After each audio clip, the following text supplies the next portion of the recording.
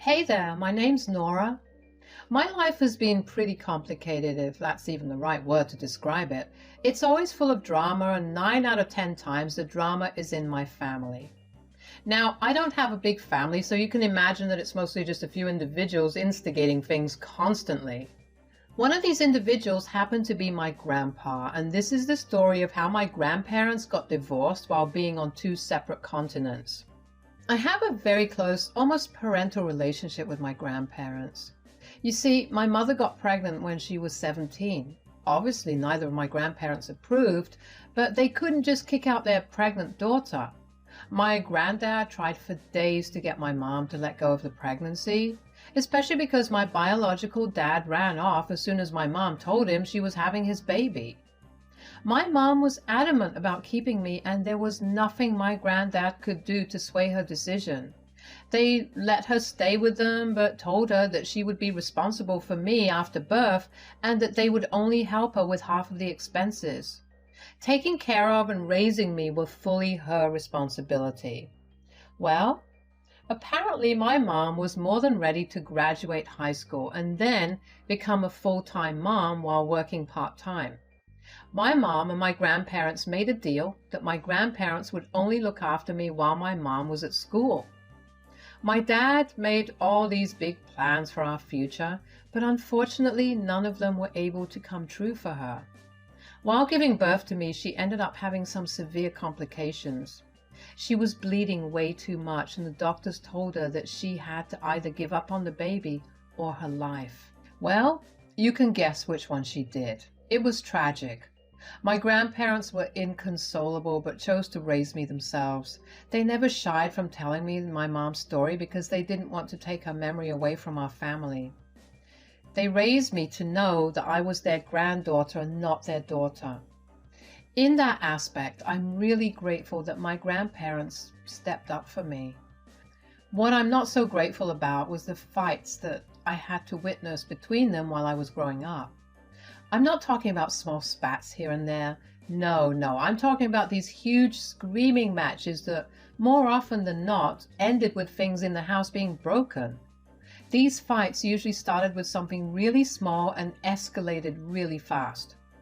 I remember one day when I was about 15 years old, my grandparents had a particularly bad fight. My grandpa stormed out of the house. I remember my heart pounding because every time they fought, I got really anxious. About 15 minutes after my grandpa left, my grandma knocked on my door. She asked if she could come in. When I nodded, she walked in and sat right next to me on the bed. "Hi, darling. How are you doing?" "Good, I guess." "I'm sorry you have to keep hearing us fight this way." "It's okay, I guess. Were you and Grandpa always like this?" No, we were not. It started up a few years ago." "Few as in 15 years ago, around the time I was born?" "Yes, but I know where you're going to go with this, and no, it's not because of you. We will never regret having you. What we do regret is not taking proper care of your mom when she was pregnant with you. Her death took a toll on both of us. You just happened to get caught in the crossfire. Sometimes it just feels like you guys would be better if I wasn't here as a constant reminder of what you lost, you know?" "Oh, honey, never ever think like that. I can assure you that I have never once wished you weren't a part of my life. Raising you has been the one thing that has kept me going, and it'll be the thing that will keep me going till the end of my time." "You sure?" "Absolutely, honey. I love you, and that will never change, okay?" While that conversation helped me deal with my emotions, it didn't really help my grandparents' relationship. They continued to fight like cats and dogs. My granddad would spend most days out of the house than in.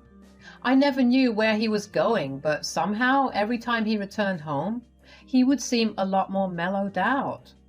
He wouldn't pick a fight with my grandma for a couple of days, which was honestly a record in our house. This cycle continued for the next couple of years, except I noticed how it was always my grandpa instigating these fights over the years. My grandma got quieter.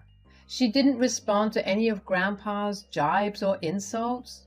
That only infuriated Grandpa even more, which meant he left the house to go spend time wherever else he usually went. Under usual circumstances, I would have been happy that my grandparents weren't fighting as much, but this wasn't a mutual change. My grandma seemed sad. Her change was visible in general. She stopped cooking these elaborate meals that she used to love to make. She stopped going out to hang out with friends, and she barely looked at me. I knew that something was wrong, so I tried to talk to her about it. "Grandma, is everything okay?" "Yeah, dear. Why would you ask me that?" "No, it's just you aren't really responding much to anything Grandpa's saying." "Aren't you glad we aren't fighting?" "Well, yeah, but you seem sad. In general, you don't feel like the grandma I know and love. That's why I'm asking you if everything's all right." "Well, I would love to lie and say that everything's okay, but I don't like hiding things from you." "What happened? How bad is it?" "It's pretty bad, but again, I don't think you're old enough to know." "What happened to not wanting to hide things from me? Plus, I'm 18. "I don't know. Forgive me, my head's too much of a mess right now to keep track of what I'm saying." "Is there any way I could help you out at least, Grandma?" "I'm afraid not, but don't focus on it. I'll be fine. I just need some time to process everything." "If you're sure." "Yes, dear. Just focus on getting into a good college and living your life." I did as she wanted. I felt bad that I was ignoring her, but no matter how much I tried to talk to her, she always brushed me off and told me not to worry. I focused on my college applications, and eventually I ended up getting into a great college in the same state, but a couple of hours' drive away. Grandpa had gotten really angry with my grandma and had left the house for nearly a month. At that time, Grandma helped me find a place to stay at and helped me settle in for college. I was upset with Grandpa, but he never viewed me as someone who could hold opinions. If I ever tried to talk to him, he would tell me to stay in my place and not interfere. And I guess that was the way things were for the next 2 years. Grandpa barely kept any contact with me. It hurt, but after a few months, I kind of got used to it. Grandma would visit me every 2 weeks and stay with me for a week. I began to actually look forward to spending time with her because I realized her being away from home was making her become her old self. Every time we spent time with each other, we would talk about what was going on in our lives. That's usually when I found out what Grandma and Grandpa were arguing about at that time.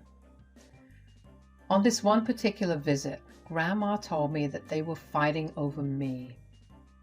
"What do you mean you guys are fighting over me?" "Well, not necessarily you per se, but it includes you." "What is it then?" "Your granddad's upset that I'm spending so much time with you." "Huh, you're joking, right?" "I wish I was." "That's really funny because it's not like he loves to pick fights just so he can get out of the house." "Tell me about it." "And he could occasionally come to visit me, but he chooses not to. He has some nerve to pick a fight with you based on that." "I'm so sorry that he's been neglecting you. I've tried talking to him, but he always gets angry, and then, well, you know what happens." "It just sucks. I feel like Grandpa's upset with me." "Oh no, I promise you that Frank's not upset with you. He's just being difficult."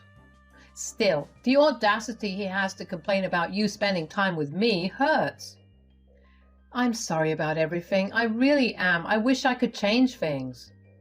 "It's okay.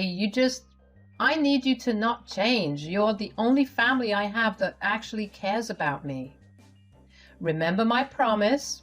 I love you, and nothing will ever change that. I'll always be here, okay?" I was still upset about my grandpa's issue with my grandma by the time she left.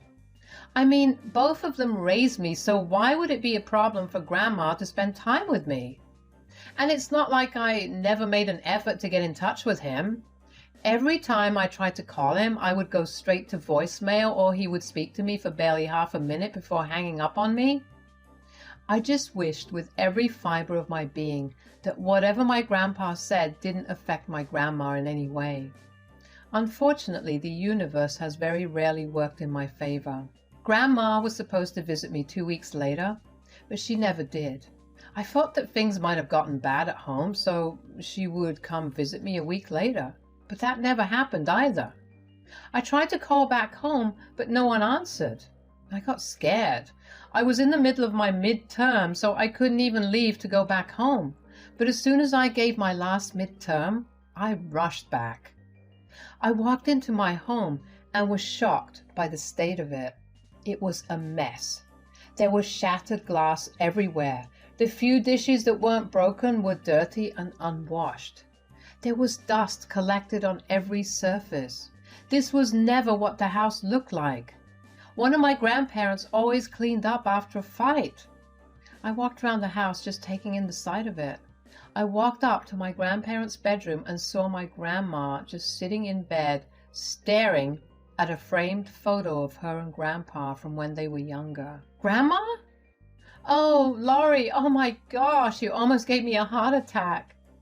Sorry, I was just worried. You didn't visit last month and no one was picking up the phone. I'm sorry, dear. A lot has been going on here and I wasn't in the right mind. Why won't you just tell me what's wrong? You've been suffering in silence for years and I can't take it anymore. Just tell me, please. Well, I guess you're old enough. It's embarrassing, okay?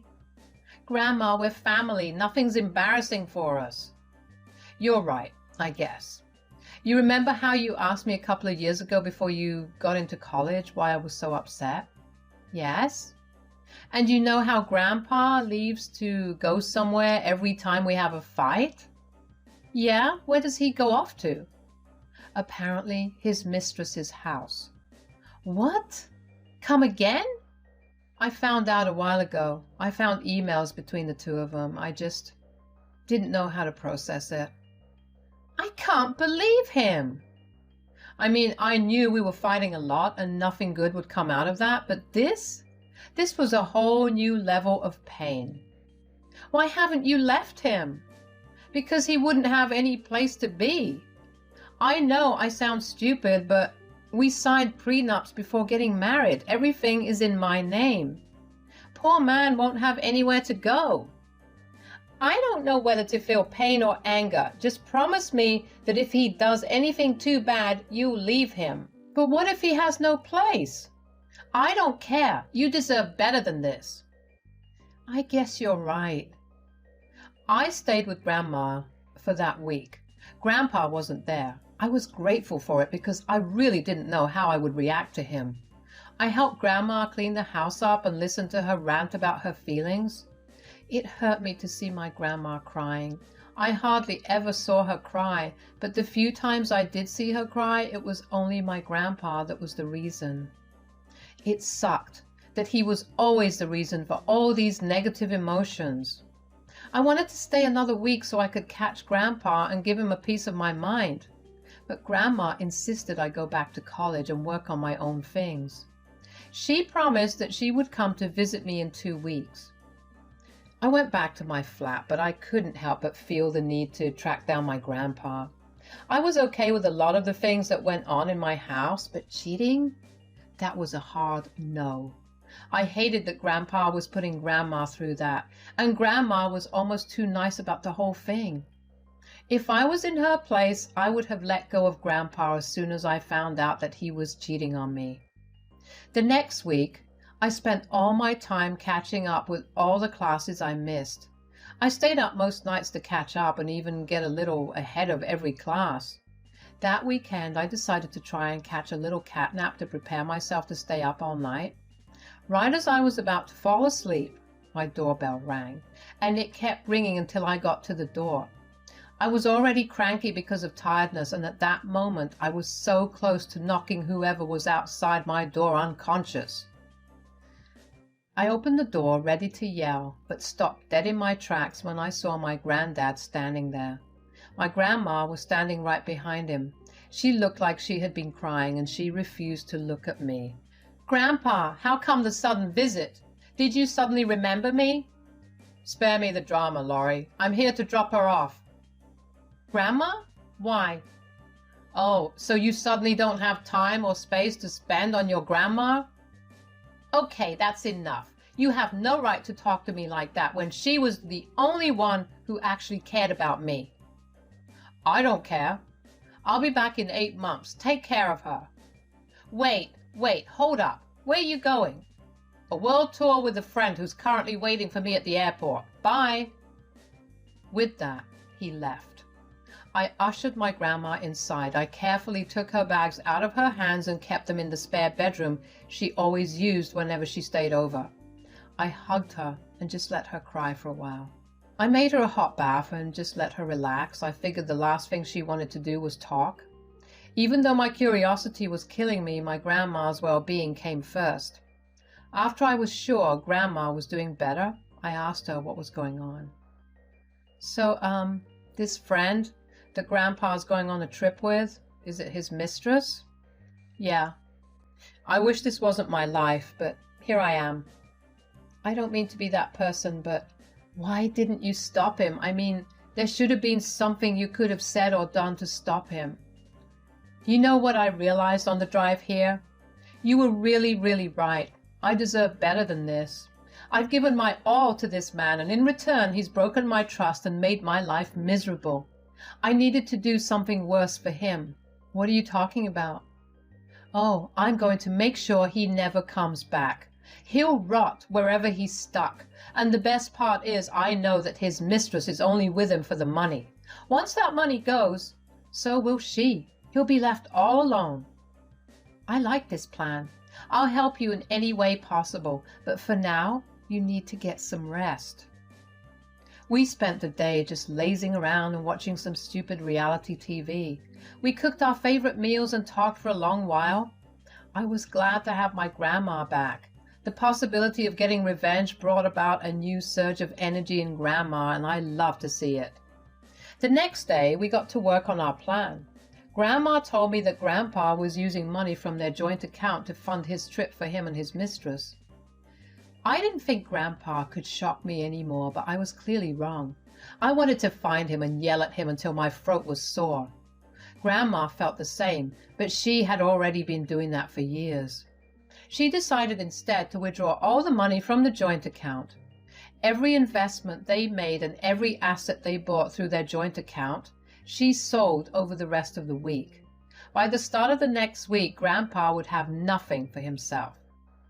Based on his transactions, we knew that he was in Sri Lanka. Well, we wished him all the luck in the world getting out of there.